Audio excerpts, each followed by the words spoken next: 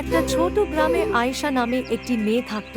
সে ছিল খুবই সাধারণ, কিন্তু তার ভেতরে একটা বড় যুদ্ধ চলত, নিজের নফসের সাথে যুদ্ধ। আয়েশা জানত কি ভালো আর কি খারাপ।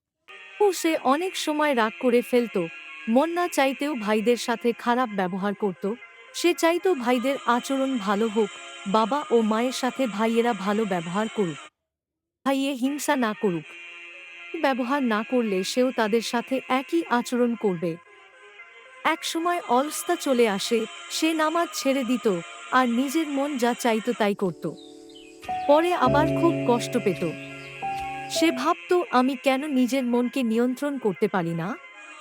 একদিন গ্রামের মসজিদের পাশ দিয়ে যাওয়ার সময় সে একজন বয়স্ক আলেমের কথা শুনল। তিনি বলছিলেন, তোমার সবচেয়ে বড় শত্রু। তাকে জিততে দিলে তুমি হারবে, আর তাকে হারাতে পারলে তুমি আল্লাহর প্রিয় বান্দা হবে। নফসের জন্য আমরা অকারণে রাগ করি। এই কথাগুলো আয়েশার মনে গভীরভাবে আঘাত করল। সেদিন রাতে সে ঘুমাতে পারছিল না। সে নিজেই নিজেকে প্রশ্ন করল, আমি কি সারা জীবন নফসের গোলাম হয়েই থাকব? হঠাৎ তার চোখে পানি চলে এলো। সে প্রথমবারের মতো সত্যি করে আল্লাহর কাছে বলল, হে আল্লাহ, আমি দুর্বল, তুমি আমাকে সাহায্য করো। পরের দিন থেকে সে ছোট ছোট পরিবর্তন শুরু করল। প্রথম দিন নামাজ সময়মতো পড়ল, যদিও কষ্ট হচ্ছিল। দ্বিতীয় দিন খারাপ কিছু করতে ইচ্ছে হলে নিজেকে থামালো এবং আস্তাগফিরুল্লাহ বেশি করে বলতে শুরু করল।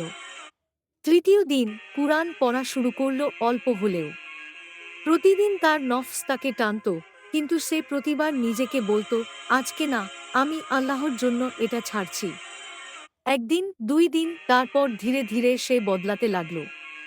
কয়েক মাস পর গ্রামের মানুষ অবাক হয়ে দেখল, আগের সেই অস্থির মেয়েটা এখন শান্ত, নম্র আর আল্লাহভীরু। আয়েশা বুঝতে পারল, নফসকে একদিনে জেতা যায় না, কিন্তু প্রতিদিন একটু একটু করে লড়াই করলে জয় আসবেই। এই গল্পের শিক্ষা হল, নফসকে কন্ট্রোল করা কঠিন, কিন্তু অসম্ভব না। ছোট ছোট ভালো কাজ, ধৈর্য আর আল্লাহর সাহায্য, এই তিনটা থাকলে মানুষ অবশ্যই সঠিক পথে ফিরে আসতে পারে।